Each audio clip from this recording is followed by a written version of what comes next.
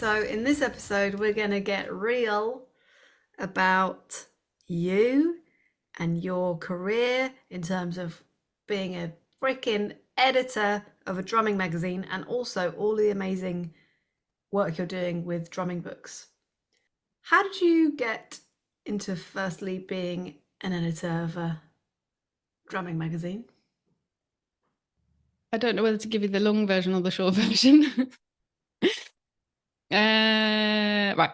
When we were at college, do you remember? So, Mike Sturgis, when we were at ACM, Mike Sturgis was our head of drums, and he used to write for Rhythm magazine.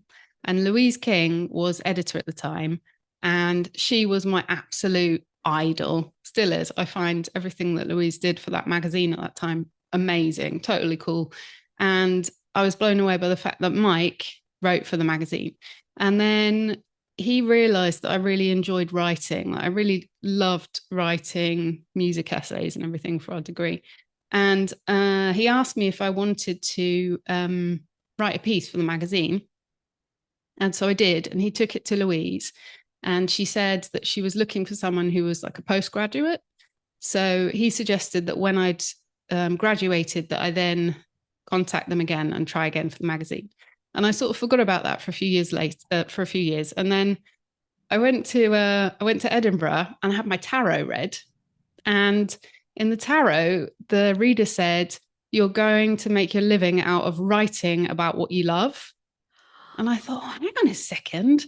I had this idea a few years ago. So I went back to my drum teacher and mentor at the time, who was Mike Dolbear, who had like the biggest UK drum website, maybe even the biggest in Europe. And I asked him how I would get into writing for drum magazines. And he said, "Oh, you don't need to do that. You could just write for my website." So he asked me if I would then write a series of interviews with female drummers at the time, because he wanted to show and highlight like more of the great drummers that were out there. So that's how it all started. And then I kind of just got like a regular job writing for him for his magazine.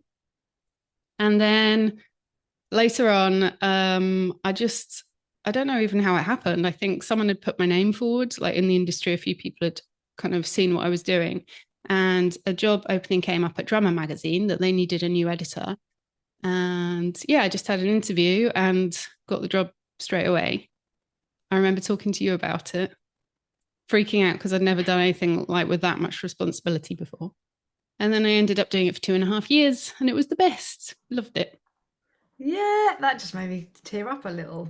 Oh, did it? Yeah, because you smashed it, you know? You Oh, did. but the funny thing is, when I look back on it now, like, also, now I'm going to tear up, but you were there the whole way along. It's really sweet, like right from the beginning, you know? Sorry. Yeah.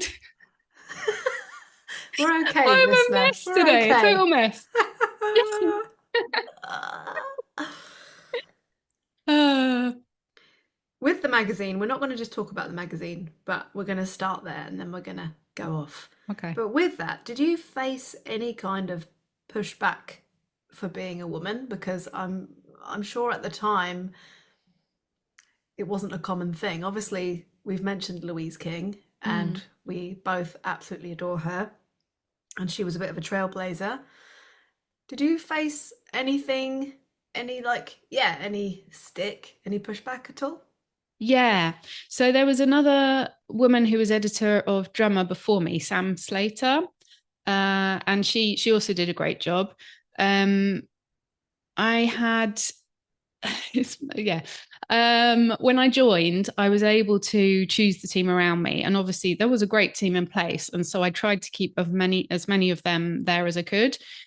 But a couple of people were very difficult to work with. I don't know if it was because like they'd been used to working with someone and he had stepped out and then they had to adjust to me. Not that I was that different, I don't think, but I did expect stuff to be handed in on time. Otherwise, it was just stressful. And there was someone who didn't hand stuff in when I needed it. And after a couple of warnings, I said, "I'm really sorry, but I'm just gonna have to get rid of you." And he caused a massive scene. Like, sent a message to my publisher, and then an open email to the drum industry where he said, like, one of the sentences he said was, "We all know how she got the job as a woman," where I was like, wow. I guess you're assuming that a woman would get a job like that for something, I don't know, sexual. I don't know what he meant by "we all know," because Mm. it turned out that no one thought that. But that was a massive shock, and I was really sad that it happened so publicly as well. But luckily, I had a huge amount of support from the industry, and people replied to him and kind of blacklisted him actually. And yeah, after that, it was all plain sailing. Just don't listen to this with kids around because what a fucking twat. Like, but in a way, good that everyone just affirmed what a lovely person you are and stood up for you Thanks. and had your back. That's really good that they did that, but I'm sorry that happened. What a Oh, thanks. dick. It was a shock because it was really like within the first 2 months of me starting the job. So I was already really unsteady with what I was doing and learning everything. Yeah. And then yeah, just to have that basically a slap in the face, like saying that because I was a woman, that was it was not cool. But anyway, it was all like out. How did you deal with the responsibility of being editor of a magazine and managing people? Was there anyone there to show you the ropes, or did you just have to figure it all out yourself? So the first episode was kind of like hand in hand with the previous editor. Okay. And yeah, the rest I did really have to figure out on my own, although I had a great sub editor, a guy called Nick Robbins, and a really good designer as well called Matt Smith. And they really helped me. It was basically us three as a team, as well as Neil Golding, who would sell the adverts. And they formed a really close team with me, and they had so many great ideas creatively. It was really like they were quite a young team, and they were looking for new things to do. So I felt like I could really experiment with a magazine and change things, and it was totally fine. Like no one held me back with my ideas. Amazing. Did you ever have any nerves when you were like meeting and talking to famous drummers? Yeah, all the time. I remember my first NAM show. I went along, it was a Peisty event, and there were all these people there. Stuart Copeland was there doing a demo, and I thought, oh my God, I have to go and speak to him. And I had to take a photo for the magazine and stuff. And I felt so nervous. And yeah, stuff like that. I mean, it happened like on a day-to-day basis where I would meet these people and think, I can't believe that this is actually my job. And I need to speak to them. And I would feel like 10-year-old Gemma, rather than me in my 30s. So yeah, I would just have to pinch myself all the time. Um, yeah, and I did like the responsibility of the magazine. I did really have that in mind. It was quite it was quite stressful. I had a lot of hours, and if I didn't get the stuff done, the magazine wouldn't be ready. And so it was a massive responsibility. But I did get into a routine with it, and I found really good writers to support as well, so that I could hand a lot of work out. And that was something that I also really enjoyed, like finding new people for the team. What do you think the biggest lesson? Let me rephrase that. What's the biggest lesson you learned from that time? I think the importance and the willingness of drummers to network and support each other. I found so many good people who I'm still in touch with today through the magazine. And they were all just really lovely people. And I knew that if I asked them to do something, they would do it and I could rely on them. And I think that's something really unique that drummers have still, that we all want to make this community and make something happen. And so we're going to fast forward because you work for Gava and you also have been editing some really cool drumming books. Can you talk on that and tell us how you got involved in both areas of work? Yeah, so everything led on from one to the other. So when I had my eldest child, I was pregnant with her. And the magazine got bought to the rival magazine's publisher, and then it got sold. It got closed down, um, and that was as I was like 6 months pregnant. So I didn't know what on earth I would do, but I just trusted that something would come along at the right time. And when my daughter was 3 months old, I had a phone call because the guy who used to work on the magazine with me to sell adverts, he had recommended me to this company, Geva, because they were looking for someone who could speak German and was good with English, who could understand about drums and could help them translate for their marketing. So I started doing that as a tiny, in Germany, it's called a mini job, which was just like 2 hours a day doing that. And then that has developed into that I now work for their marketing team with like a full-time job. And aside from that, I got to know a couple of German drummers. So Jost Nickel, because he was working on the magazine for me years ago, he then asked me to proofread and translate a couple of his books from German into English. And that was for Alfred Music Publishing. And then, just as a coincidence, I had seen about Kristin Neddens that she lived in Hamburg, and I wanted to contact her about lessons for myself.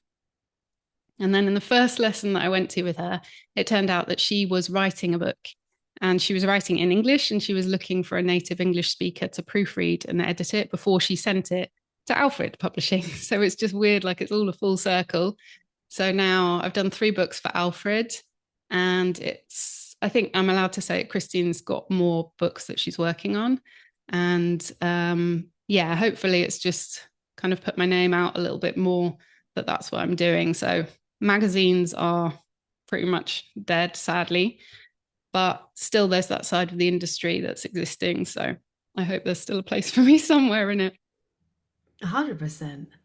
What's the deadline like with books and publishing and proofreading and all of that good stuff? It really depends. So for Yost, it was on quite a tight deadline. I think I had a month to translate the whole book into English, and then I would send it to the chief editor, and then they would put everything together. So the good thing about being able to read drum music in this kind of job is that you can really check things. So I hope that to Alfred Publishing, I seem quite valuable because they know that they can send me the text to proofread or translate or edit, but I can also double check everything with the notes. And then if there's a mistake, then obviously I'll let them know. So it's like having another pair of eyes that you can catch as many errors as possible before it goes to print. And with Christine's book, she was more relaxed about sending it off to the publishers. So I had a bit more time. So that was pretty, yeah, nice and chill. Yeah, it does make you super valuable because I remember when I was doing my book, which you did kindly edit for me, before that happened, I was just giving it to my husband to just read through it. But of course, he doesn't have a clue about what any of the notes mean or anything. So it definitely gives you like I don't know, superpower. I think that you can understand it all and um, let the author know that it all makes sense and it all is good. What have you learnt about drumming books and publishing that side of the industry that you didn't really realize before? I think we imagine that there are so many people working on these things, and we think like publisher, that must be loads and loads, like a team of 30 or something. Often it's not, it's often one, maybe 2 people working on something really in like concentrated time, and then they move on to the next project. And that's, yeah, I just didn't realize that those jobs and that work is so precious because there really aren't that many people doing it actually. And obviously, then the amount of jobs available are very limited as well. So to find a spot in that is really lucky. And I'm very grateful for what I've done so far with the people that I've worked with. Do you think drumming books will ever not be needed? I hope not. I think it's still something when you learn an instrument, obviously it depends on how you learn. But for me, and also as a drum teacher, I find it really helpful to have something physical in the lesson, and to directly be able to get ideas from a drummer. Like Christian, the amount of information in her book called Creative Flow, and it is just, I mean, it feels like a life's work of something that you could practice. And that's not something that you can convey in the same way through like PDF, or, I mean, she does put videos out in a great way, but the format is just, I think it's the thing of paper and this being able to still look at something at any time and take it with you to be able to practice. And I just hope for that reason that they will always be available. Me too. Okay, my last question. Drumming has always been the thread throughout each of your jobs and career moves. Where do you see yourself in 10 years, or where would you like to be? Ooh, I think I really love editing, and I found that I am quick at it as well. I'm really quick at spotting mistakes. So I hope that I get to work on lots more books, and I would really like to write something with someone. I don't have enough ideas of my own, but I would really like to get into that side of it as well, not just like looking at the finished product, but actually being on the other side of that creative part as well. So I don't know, maybe that will come up. Nice. There you do. Thank you. Welcome. Thanks for listening to the Drummer Mamas podcast. We hope that you enjoyed this episode. If you did, please leave us a 5-star rating because it makes us more visible to other listeners. And we really do appreciate any comments or reviews. It makes a difference. Thanks again, and see you next time.